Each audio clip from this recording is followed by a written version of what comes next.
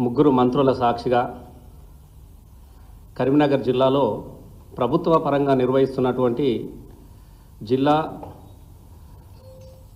సంక్షేమ పథకాల సమీక్ష కార్యక్రమంలో జరిగినటువంటి అరాచకాన్ని, జరిగినటువంటి అణచివేతను మేము తీవ్రంగా ఖండిస్తూ ఉన్నాం. ముఖ్యంగా జిల్లా మేజిస్ట్రేటు గౌరవ కలెక్టర్ గారి ఆదేశాల మేరకు తెలంగాణ రాష్ట్ర ప్రభుత్వము ఇప్పుడు చేపడుతున్నటువంటి కొన్ని సంక్షేమ పథకాలు, రైతు భరోసా కావచ్చు, ఇతరత్ర సంక్షేమ పథకాల మీద సమీక్ష సమావేశం ఉంటుంది. మీ అభిప్రాయాలను తెలియజేయడానికి దానికోసమని అక్కడ ఉన్నటువంటి ఉమ్మడి కరీంనగర్ జిల్లాల ఎమ్మెల్యేలందరినీ కూడా స్వయంగా కలెక్టర్ గారు ఆహ్వానించడం జరిగినది. కలెక్టర్ గారి ఆహ్వానం మేరకు మీ యొక్క జిల్లాలో ఉన్నటువంటి ప్రజల యొక్క అభిప్రాయాలను తెలుసుకొని మంత్రుల సమక్షంలో మీ సూచనలు ఇవ్వండి అని చెప్పే కార్యక్రమం అది సమీక్షించుకోవడానికి కాదు. మీ సూచనలు ఇవ్వండి, ప్రజల యొక్క అభిప్రాయాలను తెలుసుకొని దాని మీదకి ఈ సంక్షేమ కార్యక్రమాలను ఏ విధంగా తీసుకుపోదాం అనే దాని మీద రూపకల్పన చేస్తాం. కాబట్టి మీ అభిప్రాయాలను తెలుసుకోవడానికి కోసం ఏర్పాటు చేస్తున్న కార్యక్రమం అని చెప్పడంతో బీఆర్ఎస్ పార్టీ ఎమ్మెల్యేలు గౌరవ గంగుల కమలాకర్ కావచ్చు, అలాగే పాడి కౌశిక్ రెడ్డి గారు నిన్న కరీంనగర్ జిల్లా కలెక్టర్ ఆడిటోరియంలో జరిగినటువంటి కార్యక్రమంలో అటెండ్ కావడం జరిగినది. అక్కడ కొన్ని వాళ్ళ అభిప్రాయాలు చెప్తున్నటువంటి క్రమంలో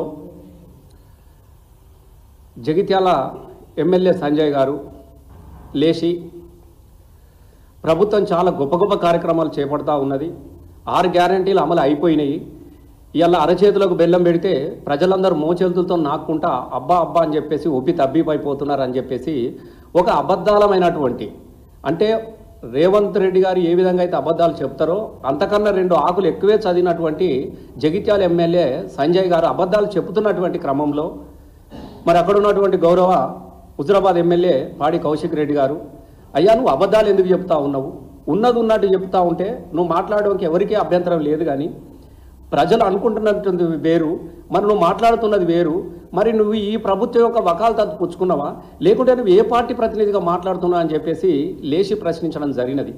దానికి సంజయ్ గారు ఊగిపోతూ చాలా అసభ్యకరమైనటువంటి పదజాలను ఉపయోగిస్తూ మాట్లాడుతున్నటువంటి క్రమంలో అక్కడ పాడి కౌశిక్ రెడ్డి గారు సీరియస్గా ఒకటే సూటి ఒక మాట అడిగినారు.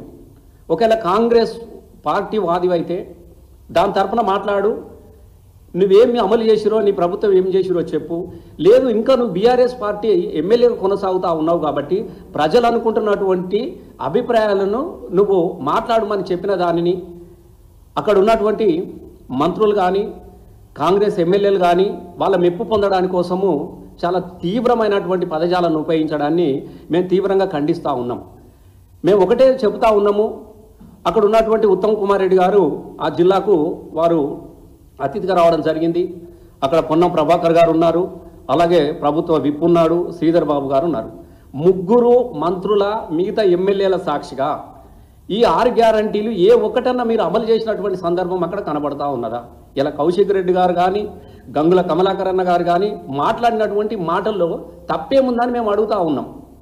ఇలా మీరు 2 లక్షల రుణమాఫీ పూర్తి చేసినాము అయిపోయిందని చెప్పేసి ఆ స్కీమ్ను క్లోజ్ చేసిర్రు, మొత్తము ఆ యాప్నే తీసేసిర్రు, ఇలా టోటల్గా అయిపోయిందని చెప్పేసి మీరు లెక్కలు చెప్పేసేసిర్రు. వాళ్ళు అడిగినది ఏంది, ఏ గ్రామంలో కూడా కనీసం 50% రుణమాఫీ జరిగినటువంటి విషయాన్ని మీరు స్వీకరించగలరా, గ్రామాలకు వచ్చి మాట్లాడగలరు అని చెప్పినారు. అట్లాగే కౌలు రైతు గురించి కూడా ఇక్కడ ప్రస్తావనే లేదు. కౌలు రైతుకు కూడా మామూలు రైతులు వాళ్ళకి ఇచ్చినటువంటి రైతు భరోసా మేము ఇస్తాం కాబట్టి అని ఎన్నికల మేనిఫెస్టోలో పెట్టిరు, మొన్నటి వరకు చెప్పారు. కాబట్టి ఏ విధంగా కౌలు రైతుల ప్రస్తావన లేదు కదా వాళ్ళకి ఇస్తురా అని చెప్పేసి అక్కడ కౌశిక్ రెడ్డి గారు కానీ గంగుల కమలాకర్ అన్న గారు కానీ అడగడం జరిగినది. దాంతోపాటుగా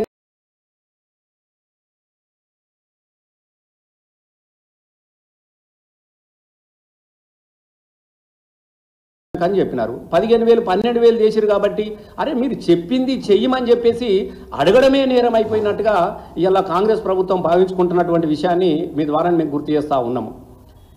మరి అడగడమే అవసరం లేదన్నప్పుడు జిల్లాల సమీక్షలు దేనికోసం అని చెప్పేసి మేము అడుగుతా ఉన్నాం. సహనం ఉండాలి, ఓపిక ఉండాలి. మీరు ప్రభుత్వ ప్రధాన పక్షంలో 3 మంత్రులు ఒకే దగ్గర ఉన్నప్పుడు ఇంత అసహనం మీలో ఎందుకు? ఈ 2 ఎమ్మెల్యేలు అడిగితేనే ఈ తట్టుకోలేకపోతా ఉన్నారు, జవాబు చెప్పలేకపోతా ఉన్నారు. రేపు ప్రజల మధ్యకు మీరు వెళ్ళగలరా? ప్రజలు అడిగినటువంటి ప్రశ్నలకు మీరు జవాబు చెప్పే పరిస్థితిలో ఈ ప్రభుత్వం ఉందా అన్నదానికి నిదర్శనమే నిన్న కరీంనగర్లో జరిగినటువంటి సంఘటనను మనం ఉదాహరణగా మేము తీసుకోవచ్చు.